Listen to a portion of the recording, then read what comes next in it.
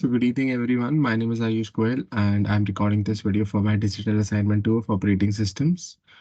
So we will be starting with project 2. So the concept is NAND to Tetris. The course is NAND to Tetris. So we are building a modern computer from the first principles. We are using basic logic gates, most like significantly NAND gate. We will be using only NAND gate to make a computer out of NAND gate and to make the game Tetris out of it. So we use our basic Boolean algebra, binary numbers, and all basic principles of electronic components to make an operating system. Overview, what we will learn in this course: how to make a computer from scratch, how to use basic Boolean logic to create computers, learn about the NAND to Tetris hardware simulator, learn about logic gates, Boolean algebra, learn about HDL, HDL-based chip simulation, basic concepts of the operating system. So in this particular course, we will start from computer architecture, and then we will create a digital design. We will have CPU and RAM and chipsets, and then elementary logic gates to make finally the printed circuit boards. So this is the whole journey of how from scratch to we create a system, how we create a computer. Now, the topics in project 2, the first topic is binary numbers. So what is binary numbers? Well, binary number is a way to store numbers. There are two kinds of binary numbers. One is 0 and one is 1.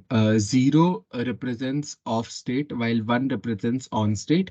And the combination of these 0 and 1 together are used to create decimal numbers. Uh, Binary numbers are only of two types, that is on and off state. So for example, here in this table, we can see that binary number 0 corresponds with decimal number 0, while the binary number 1 corresponds with decimal number 1. Binary number 10 corresponds with decimal number 2. 11 corresponds to 3. 100 corresponds to 4. So this is the basic concept of binary numbers. Now, we all have studied about decimal numbers. How do we convert binary numbers to decimal numbers? So first of all, for example, we are given a binary string, for example, 101, and we want to convert this into decimal number. So when you will look at the first and the rightmost digit of the binary number, you can see that it lies on the 0th position. For example, this is the 0th position, this is the first position, and this one is the third position. Wait, can I draw on this? Yeah. So this is the 0th position, this is the first position, this is the second position. So for this number, it corresponds with 2 to the power 0. Then the other number corresponds with 2 to the power 1. But because this is 0, we will say that, okay, this corresponds with 2 to the power 1. And the last number corresponds with 2 to the power 2. As this particular number is given as 0, we will keep it as 0. 2 to the power 0 is 1. 2 to the power 2 is 4. So 1 plus 4 is 5. So we can say that 101 represents 5 in the binary numbers. This is how we will convert binary to decimal. So we can take another example. So 0 lies, so this is 0th position, this is first position, this is second position, this is third position, this is fourth position, and this is fifth position. So for this one, it will correspond to 2 to the power 0, 2 to the power 1, 2 to the power 2, 2 to the power 3, 2 to the power 4, 2 to the power 5. And because this is 0, so this whole will become 0, this is 0, and this is 0. The other numbers we will take out. So 2, 8, and 32. The total is 42. So we can say that this number corresponds to 48 in decimal. Decimal to binary is also quite similar to binary to decimal. It's just the other way around. So in decimal to binary, we write decimal numbers in the form of addition of numbers of power of 2. So for example, if we want to convert 87 into binary number, we can write it into the in form of addition of 2 to the power n. So for example, 64 is 2 to the power 6. 16 is 2 to the power 4. 4 is 2 to the power 2. 2 is 2 to the power 1, and 1 is 2 to the power 0. Now we can simply say that, okay, so we know 2 to the power 6, 4, 2, 1, 0. We are using these numbers. So we will have 6 places: 1, 2, 3, 4, 5, 6, 7. sorry, 7 places. So 0 corresponds with 1, 2 to the power 1 corresponds with 1, 2 to the power 2 corresponds with 1, 2 to the power 3 is missing, 2 to the power 4 is 1, 2 to the power 5 is missing, and 2 to the power 6 is 1. So we can say that 87 can be written as 1010111 in binary numbers. There's another way we can just factorize the numbers. So for example, 17 divided by 2 is 8 and the remainder is 1. Then divided by 2 is 4, the remainder is 0. Then divided by 2 is 0 and the remainder is also 0. Then divided by 2 is 1 and the remainder is 0. And we can write it from here to here this way in this direction. So binary number 17 becomes 10007. Now, binary addition. First, we learned about representation of binary numbers. Now we need to perform some kind of manipulation to the numbers. So binary addition is very simple. 1 plus 0 becomes 1. 0 plus 0 becomes 0. 1 plus 1 is 0 here and 1 carry. Then 1 plus 0 plus 1 is again 0, 1 carry. 1 plus 1 plus 1 is 1 here, 1 carry. And then 1 plus 0 is 1.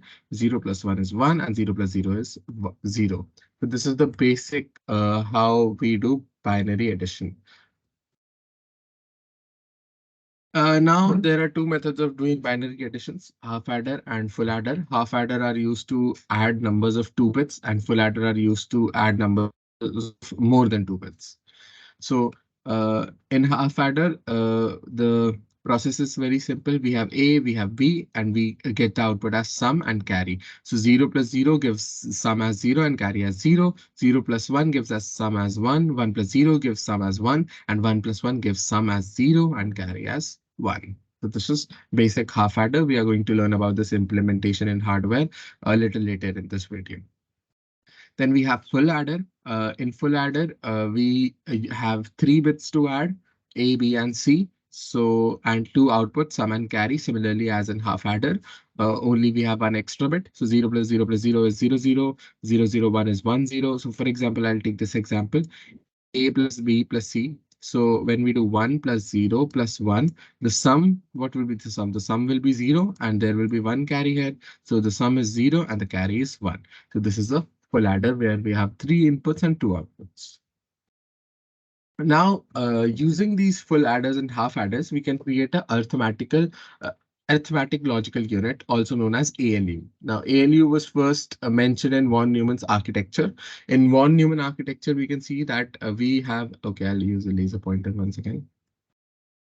Yeah, in von Neumann architecture, we had an input and we had a computer system where there was memory and CPU inside it. And inside the CPU, we had a component called as arithmetic logical unit, ALU.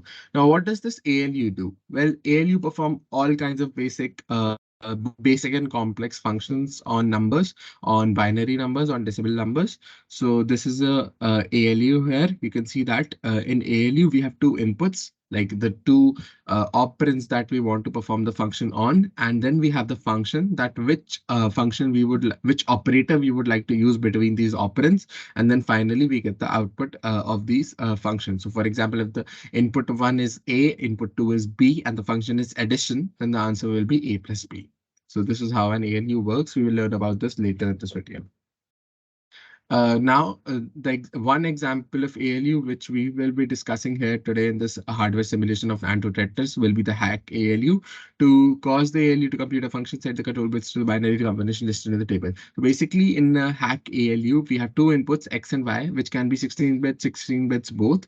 And we have an output, which will also be 16-bit. And then we have a combination of control registers. Now, these control registers helps us do n number of operations, n number of functions on any 2 given numbers. It can be exponent, it can be division, it can be multiplication, addition, subtraction, and square root, and differentiation, integration. Any function can be done using these control registers, and we have a ton of possibilities using this. So we will do a hardware simulation of this too as well. Now in this video, we will be focusing about project 2 and the hardware implementation of project 2. So what do we have to do in project 2? We will learn about it. In project 1, we created basic gates, and we will be using those gates in project 2. So in project 2, we will be given all the chips built in project 1, and we will be building the following chips: half adder, full adder, addition 16 bits, in increment 16 bits, and ALU. So let's start with the hardware simulation.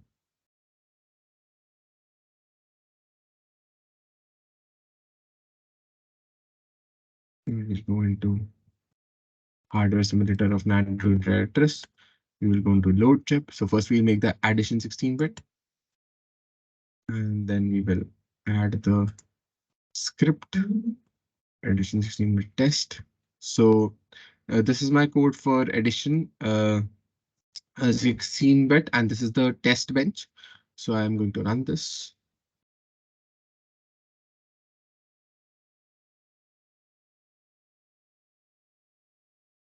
I'll show the output here. So yeah, we can see we have a number A and a number B, and then we have the output. So in a half adder, we have only two numbers. So we have only A and B. So we can very well see that the addition of these two numbers is done using half adder. So half adder is very simple. This is the code for half adder. We just add two given numbers whose size is 16-bit and 16-bit.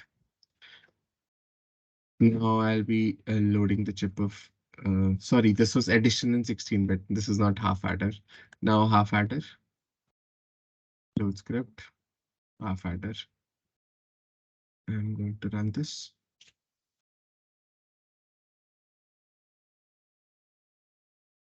This works fine. I'm going to get the output. Yeah. So this is my half adder. We have A and B, and then we have sum and carry. The previous one we saw was simply addition in 16-bit, and it was a later step which I did earlier. This is half adder, where we add two numbers and we get two outputs, sum and carry. This is my code for half adder. Now the full adder.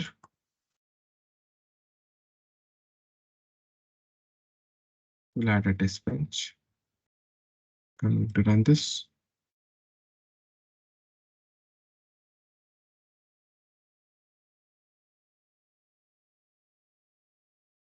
So this is my code for full adder. It's pretty simple. We have used two half adders to create one full adder. So this is the output for full adder, the truth table. So we have three inputs, three different bits that we will be adding, and two outputs, sum and carry. So for example, we can verify it here. 101 is 0 and 1, as I did in the PPT. So this was full adder.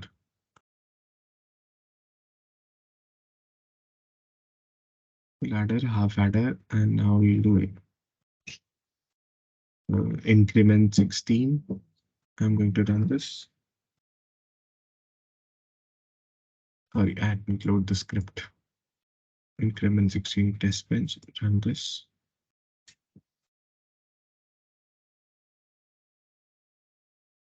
And then the output. Yeah. So what did this code do was simply add 1 to the given binary number. So for example, the input was 0000, the output was 0001. The input was 11111, the output becomes 0 because the carry shifts from here to here, from the rightmost bit to the leftmost bit. The carry shifted from 1 to 1, making every digit 0. So the 16-bit output became actually a 17-bit output with the rightmost digit, leftmost digit being 1. And then another example. So yeah, this is increment 16-bit numbers. Now the ALU. I'll load the script as well. I'm going to execute this. So this is my code for the ALU. It uses all different kinds of chips. It has NOT gate that we created in project 1, MUX gate that we created in project 1, and it has OR 8-way, the one which we did in project 1, OR gate, NOT gate. And it uses the half adder and full adders as well.